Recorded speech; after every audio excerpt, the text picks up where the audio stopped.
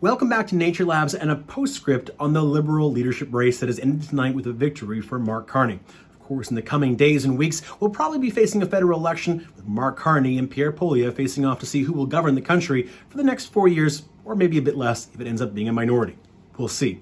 There's a couple of big takeaways I think is worth recapping and as we tie a bow on tonight's activities. Really an historic night, not only for the Liberal Party, but of course for the country, because Mark Carney will be the next Prime Minister, the 24th in our nation's history. The first is how this vote unfolded. We talked a lot about there being two heavyweights, a dark horse and a no-hope. Well, certainly Frank Baylis was a no-hope candidate. He received only 3% of the vote. But as it turned out, Karina Gould's hopes to maybe have a long-shot victory, apply those millennial votes into something more significant, didn't end up being the case. Chrystia Freeland certainly did wear some of the baggage of Justin Trudeau, as it was reflected in the fact that she didn't get that much support, and certainly when at the end of the day, when Mark Carney won with more than 85% of the vote, it shows the kind of support that he has, but also really a shift in the Liberal Party itself. Of course, as you know from class, the Liberal Party traditionally has been a more centrist party, even if maybe leaning towards the center-left. But under Justin Trudeau's leadership, the party has shifted leftward in a major way, certainly being more center-left than centrist. But clearly, after the victory speech given tonight by Mark Carney, it's clear that he is what we call a blue liberal, or more of a conservative liberal. He hails from a part of the party that hasn't seen power for quite some time, probably since Paul Martin was in power. But more importantly, that he wants to bring the Liberal Party back to the center and really compete with Pierre Poilievre, interestingly, for the center and center-right votes. That does provide an opening for the NDP, of course, and even the Bloc Québécois in a way in Quebec. But either way, it'll shape up to be an interesting race, because the conservatives of old are not the same as the conservatives today. As we discussed probably ad nauseum, conservatives increasingly are embracing a populist ideology, which, while still conservative, has shifted the party's brand slightly. They're targeting voters maybe traditionally who've been supporters of the NDP, say union workers, and have tried to build a different kind of coalition. Mark Carney's answer to that is to straddle the center and be that proud globalist by not only retaining Liberal voters, but also targeting voters who maybe feel a little bit orphaned by the way Pierre Poilievre has more the progressive conservative party, or the new conservative party that was, of course, once upon a time the Progressive Conservatives, after it was merged by Peter MacKay and Stephen Harper. So how that all shapes up in a federal race will be interesting to watch. But there's other interesting aspects from the speech tonight that's worth discussing. First and foremost, of course, was one of the first things he mentioned was that he was going to scrap the carbon tax. This is a huge departure from one of the hallmark policies of Justin Trudeau's prime ministership. In fact, the environment was only mentioned really once in a positive way in both French and English, and when he's referred to Pierre Poilievre wanting to see the world burn, which frankly is probably a little bit of partisan overreach. But nonetheless, the environment played a very, very minor role in Mark Carney's victory speech tonight. That's going to be interesting because the environment is going to obviously be deprioritized by the Mark Carney government, again, for however long it lasts. And certainly the environment is not a hallmark of Pierre Poilievre's campaign. So the environment, you can see, is beginning to recede as a priority for Canadians. That doesn't mean the crises facing the environment, both climate and biodiversity, have receded at all. So the real question here is this about politics for both Pierre Poilievre and Mark Carney, or is this really a signaling that we can only tackle one crisis at once? And right now, that crisis, I think everyone agrees, is the tariffs that U.S. President Trump has imposed on our country.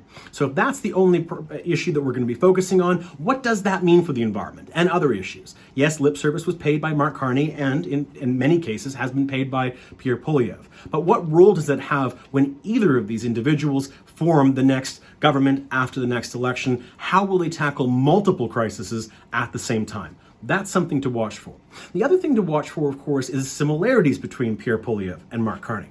We've talked a lot about why they're different. One's a populist, one's a globalist. One is a career politician, one is basically a career bureaucrat, with some time in the private sector, most certainly. But the real question here is the fact that both of these individuals have come to power within their parties with a massive majority. Both were seen to be going up against a co-heavyweight, but both crushed their opposition, which means they united their party behind their vision. In many ways, they have the mandate to shape the party behind their vision and really own the party and make it the brand that is themselves. Now, Mark Carney, of course, comes from a rich background of being the governor of the Bank of Canada, the governor of the Bank of England, especially during a time of crisis when England went through Brexit, removing themselves from the European Union. That's why he thinks he's well positioned to negotiate with Trump.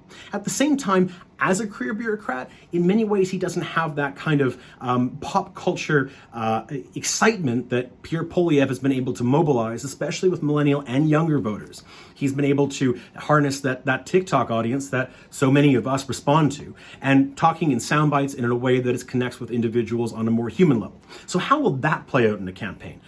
That's maybe a bit of a difference, but they both come from that similarity of having the ownership of their party because of the massive mandates they enjoy. The second thing is they're both planning to focus on the economy. It's the hallmark of both of their campaigns, which provides for a very clear choice for Canadians in terms of what they want to be able to pick in the federal election. But there's one more thing I want to bring up. If you watched Mark Carney's victory speech tonight, you heard a lot of Canada Strong. In fact, you probably saw those pre-planted Burma Shave signs in the audience saying Canada Strong. Canada Strong is language we often associate with more conservative-minded voters. It's a kind of language we heard from the truckers during the trucker convoy that took on Ottawa in the wake of the COVID pandemic and the restrictions that were placed upon vaccinations. It's also language we often heard parroted by Americans in the face of whether it's terrorism or shootings, but now it's language that Mark Carney is embracing. So the Canada Strong language provides an interesting thing that is quite similar to Pierre Poilievre's language. So is that purposeful? Is it trying to target his ideas? And the second question is it genuine? Because it is language that is kind of loaded and kind of comes from a certain perspective. So we'll see how that plays out. But without question, the Liberals and Mark Carney, certainly under his leadership at least, want to wrap themselves in the Canadian flag and put forward a strong nationalistic vision for the country in the face of Trump's tariffs. We'll see if he has the ability to do that. I think one thing for sure is that you have a slightly younger, more charismatic, certainly career politician in Pierre Poilievre, and a more quiet manager, dare I say, maybe more boring leadership style that comes from Mark Carney. Neither one of these candidates are particularly proficient in French. Frankly, neither am I, so maybe we should forgive them for that. But it could be a major factor in Quebec, which of course has the second most seats at play in the next federal election.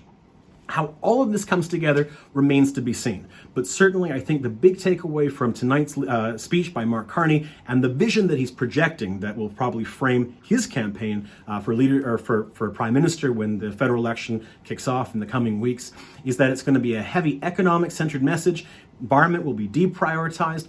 He's someone who's willing to admit mistakes and move on from, say, legacies from the Justin Trudeau reign, and also will embrace language that is very similar to that of Pierre Poilievre. While he doesn't agree that Canada is broken, he certainly believes there's more room for change. He mentioned logging roads, mines, all of these things that have tended to be an element of division in our country in the past. He wants to have a message of unity. Of course, Justin Trudeau promised the same thing and wasn't able to deliver. We'll see if Mark Carney can. We'll see if people project that vision, that idea, that language, those concepts, those iconography, if you will, as being genuine and something that he can actually embrace as his own, or whether he ends up just being, frankly, a poor man's knockoff of what Pierre Poilievre is already offering. It's a big gamble. We'll see how it plays out in the election, but those are probably the early takeaways. There's more room for the NDP on the left, more room for the Bloc Québécois in many ways in Quebec. And at the same time, also, the Conservatives will be having to not only fight off their left flank, as we've seen in recent weeks, Pierre Poilievre is increasingly focused also on his right flank, as there's some concerns that Elon Musk might throw his weight behind the People's Party of Canada, Maxime Bernier's shoot-off party that has had limited success politically, but certainly remains on the federal scene and could be an impact in some ridings for Pierre Poilievre. So all of these are factors. It's a moment of mass change in Canadian politics. But of course, this is a moment of real threat to our sovereignty, and how this plays out, how Canadians react to leaders like Pierre Poilievre and Mark Carney, how this election campaign plays out in terms of presentation of ideas, how those ideas end up ultimately forming the nation that we want to move forward with, will be absolutely critical in protecting our sovereignty, being able to safeguard our economy during the threats posed by U.S. President Trump, and of course, our ability as a nation to handle multiple crises at once, because the other issues that we've been facing aren't going away anytime soon. And the next leader, the next Prime Minister of Canada, not the one being sworn in a few days, but the one who wins the next election, will have to tackle all of these problems all at once. And of course, deal with a nation that, while unified at the moment, the unity is only an inch deep. And there is still, or should I say a centimeter deep, and that there are still so many other issues that boil under the surface, whether it's sovereignty issues in Quebec and the desire to protect the French language, and of course issues around provincial jurisdiction in Alberta and Saskatchewan around resource extraction. All of these issues at play, our unity is not protected, and the question of how these leaders of our political parties react to those realities will be really playing out before our eyes in the federal election. Again, we'll be here at every step of the way to help break down the issues, help break down the terms, and if we can, sit down with the candidates to get their perspective so you really understand what's at stake in this next federal election. But again, for tonight, we'll be signing off, and we hope that we've helped you better understand why this was an historic night, not only for the Liberal Party, but for what's to come in the days and weeks ahead for our country.